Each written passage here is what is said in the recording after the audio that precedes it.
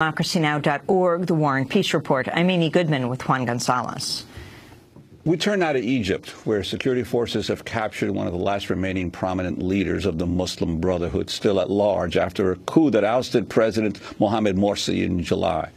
The senior leader in the Brotherhood's political arm, Issam El-Arian, was seized on Wednesday on charges of inciting violence. Hours after authorities announced his detention, police entered Al-Azhar University campus in Cairo, where they opened fire with tear gas and arrested pro-Morsi student demonstrators. Egypt has set a date of November 4th for Morsi to stand trial for inciting the murders of protesters. The Associated Press reports some 20,000 police officers and soldiers will guard the upcoming trial. On Thursday, a Muslim Brotherhood coalition called for mass demonstrations across the country against the trial. Morsi charges surrounding the deaths of at least 10 demonstrators killed in a protest against his government last December. Hundreds of Morsi supporters have been killed by state forces since his ouster. Well, we spend the remainder of the hour with two people who witnessed one of the bloodiest massacres of Morsi supporters by Egyptian state forces. They're acclaimed Toronto filmmaker John Greyson and emergency room medical Dr. Tarek Loubani. On August 16th, they rushed to the scene of a massacre. Greyson reportedly began filming the shooting's aftermath while Loubani treated some of the injured. Then, along with 600 Egyptians, the pair of Canadians were swept up and detained without charge. They were held in cockroach-infested jail cells with as many as 36 other prisoners. Greyson and Loubani launched a hunger strike while supporters in Canada mounted a massive campaign to lobby for their release. Then, early October, the pair were freed. They've since returned home to Canada, where they continue to call for the release of their Egyptian cellmates who remain imprisoned. We're going now to Toronto, where we're joined by John Greyson, the Canadian filmmaker and member of Queers Against Israeli Apartheid. And in Ontario, we're joined by Tarek Loubani, an emergency room medical doctor, assistant professor at Western University in London, Ontario. He's a Palestinian refugee and one of the architects of the Canada-Gaza academic collaboration, a project that brings doctors from the West to Gaza to train physicians. John Greyson and Tarek Loubani, welcome to Democracy Now! We are so glad you're free. Dr. Loubani, let's begin with you. I understand that you're wearing clothes that are still drenched in the blood of both the patient you treated as well as yourself. Yes, Amy, thank you very much for having us to discuss these important issues. There are many ways that people sort of deal with their trauma and remembering what happened. For me, one of them is holding on to these clothes, which we were wearing when we were arrested, which I wore through the day of the massacre, and which are still somewhat blood-soaked despite my repeated attempts to wash them. So, yeah, just a little way to remember and give homage to the people who we treated that day. And Tarek Loubani, could you refresh the memories of our viewers and listeners as to why you were in Cairo, how long you had been there before the day of the protest? Well, we had barely arrived in Cairo, actually. We were on our way to Gaza, which is where John and I had planned on being. The Gaza Strip has, of course, an Israeli siege, military siege, that prevents everything from getting in or out. And for a couple of years, there was this little bit of a breathing space, which was the Rafah border, which we could cross to go in there. So I would go in to participate in Palestinian training of doctors. They had a very powerful attempt and program there to try to bring in people from outside to help get their standards up to international standards, especially for their new emergency program. So that's where we were headed. We had been in Egypt for a remarkably short period of time when we had heard that these protests would be going on. Basically, it came down to a choice of staying in our hotel room or going out there and being with the protesters on the street. And so, John Greyson, take it from there. You were there. There was this protest. What happened next? We arrived at the protest location, which was Ramsey Square. It had barely begun. There was just a little bit of tear gas in the air. People were still assembling when there was a call for doctor, doctor. Tarek responded. The people were carrying someone who'd been badly shot. There was some negotiation. The decision was made to move the patient into the mosque, which was on the side of Ramsey Square, and we followed Tarek, his doctor, and me with my camera. And the rest of the afternoon was spent, as Tarek said, basically in this makeshift, improvised field hospital with trying to treat and trying to document the unfolding massacre. And John Greyson, what about that massacre? What did you witness yourself? For me, it was. It's hard to think of a worse day in my life. The shock of it's still with me every day. There was initially, we accompanied the first body to go into the field hospital or the mosque. By the time our 5 hours there was over, there'd been over, we counted about 50 bodies. The body count for the entire day is around 100, though not all the bodies came through the mosque. They went through other hospitals as well. But there was, on the one hand, this extraordinary volunteer effort of other doctors, other nurses, and volunteers, just ordinary citizens trying to help people, trying to save lives. There was my camera and a number of other cameras documenting what was going on, trying to make some sort of record of this of these wounds to the neck, to the head, to the bodies of these unarmed protesters. There's no other word. It was a massacre. Dr. Loubani, I mean, you are a doctor, Tarek. What are the kinds of wounds you saw? What were the weapons used by the regime against the protesters? In context, I have a lot of experience with war wounds. I've acted as a doctor in Gaza now for several years. As well, I traveled during my training to Iraq and to South Lebanon. So I know war wounds. I can tell them apart. In this particular case, one of the amazing things about it is that almost all of the wounds for the first half of the day were small caliber, very small holes, and almost all in the head and neck. So these were quite indicative of sniper shots. The thing that surprised me initially was how there could be so many so fast, and only after getting out of jail did I finally realize that, you know, the snipers were lined up on the rooftop, you know, shooting at these unarmed, non-violent demonstrators. They were non-violent almost to a fault. I mean, we heard within our jail cell people saying that even when they saw their comrades fall, they would tighten the line and keep marching in an unarmed way with their hands up and so on. So this was the injury pattern in the first half: head and neck, almost all sniper shots. After that, it moved to more chest shots, multiple shots, so indicative of sort of assault rifles, and then towards the end of the day, mounted machine guns.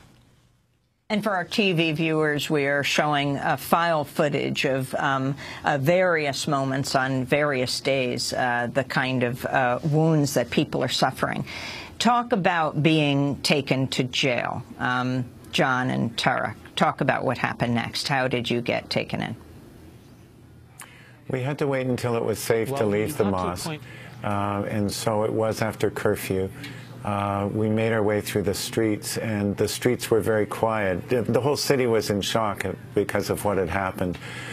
We were trying to get to our hotel, which was on the river. There was a police cordon which ran parallel to the river, which prevented any crossing over. We tried at one police checkpoint saying, look, there's our hotel, can we get through? They turned us away. We went to a second one, and at that point we were only about 100 yards from our hotel. We could point to it and say, look, there it is. And that was when they detained us. We didn't know at first they were arresting us. We thought, well, you know, they'll ask us a few questions and then let us through. Surely our Canadian passports are going to give us some sort of through, but in fact, no. Were we ever wrong on that? And where did they take you at first, and when did you begin to realize that you were going to be held indefinitely? I think John and I probably had different moments. Questioned us at that station, roughed us up a bit. Tarek got a broken nose and a bloody nose out of it. then taken overnight to another police station, housed in a, they were so overcrowded, they housed us in an office, sleeping under the desks with 20 other guys. And then the next day, the Saturday, we were taken in a paddy wagon, 40 guys in a paddy wagon, left in the sun for 3 hours to bake in the Cairo sun, and then finally admitted into Tora prison. And that was, of course, greeted by the welcoming committee. Tarek can tell the Arabic phrase for that. Tarek, why don't you take it from there? So the welcoming committee, I mean, the abuse of prisoners and detainees in Egypt is systematic. It happens to everybody who walks through the doors. It's so common that it actually has this euphemism, haflat al-istiqbal, you know, the welcoming party, actually, would be a better translation for it.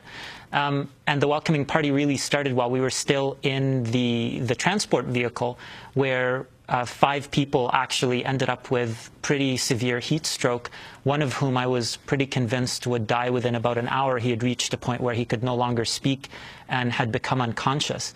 So we were sort of put through this process, and then when we had had enough, and beyond that, the door was opened, and we exited only to find 2 lines of people, some with batons and some with cattle prods, to beat us on exit. We came through these 2 lines to find another series of people who were hitting with their hands and feet, one of them who actually struck prisoners so hard that his hand actually broke as a result, what we would call a boxer's fracture. And then after that, it became sort of the very systematic abuse of certain people who were targeted. So a few people were pulled out, about 5 of us, including John and I, for special treatment in which we were beaten in front of the other prisoners quite severely. John's beating was so complete and exquisite that he actually had this very detailed boot print on his back, which, you know, every time anybody would sort of ask me, were you hit? All I would need to do is raise his shirt and show this perfect boot print that showed both how hard he was hit and also to anybody who knew anything about medicine, how focused the hitting was. They're very careful not to break ribs, though they accidentally broke one of mine. They're very careful not to hit the face, because I think they'd been instructed that such things don't really look good in the media. So the abuse was systematic, and it was quite complete.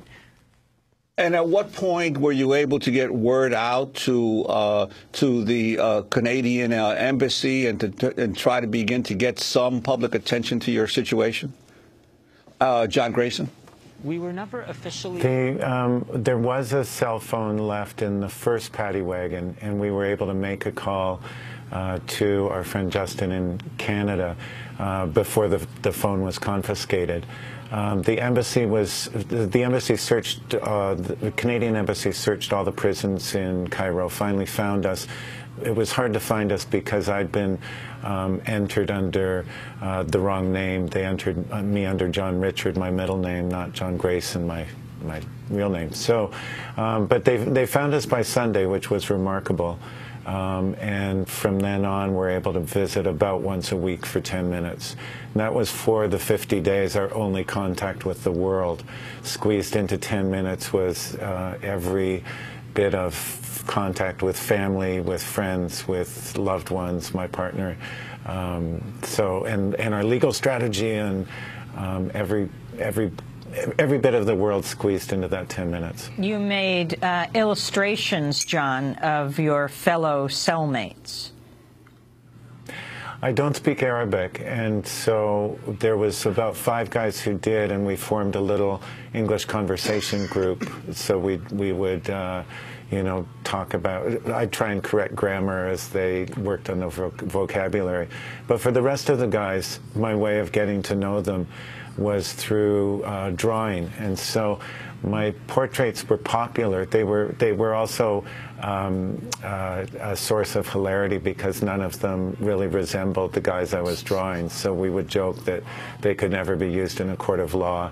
They're bad. They're not good representations. But the idea was I'd do one for them and one for me. And so the one for them often they'd give to a fiance or a mother or a family member during their own family visits. We had two of our fellow prisoners missed their weddings, and so all they could really give to their fiancés was a couple of bad portraits. And Tarek Loubani, what about your fellow inmates? The coup government would have the world believe that they were largely Muslim Brotherhood cadre who were bent on creating unrest in the wake of the coup. What did you find? Well, we very much entered the situation assuming the same thing, because we'd been following the media, which was heavily influenced by the Egyptian official narrative. So when we went into the jail cell, we saw that, you know, there were a bunch of people who had beards and assumed they must be the Brotherhood. What we ended up finding, there were a couple of things. Within the jail, there were 3 Brotherhood members within our jail, our first jail cell of 38, including John and I, and 3 of them were Brotherhood. Ironically, the 3 with no beards.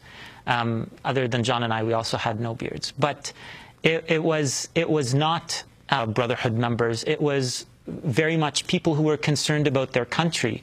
You know, I noticed you had said pro-Morsi about the Al-Azhar protesters, but these are largely kids who probably don't really care about Morsi, but really only care about the democracy. They might be pro-Brotherhood, but really what we noticed, and what I assume is probably still true for these protesters, is that they just don't want a military dictatorship.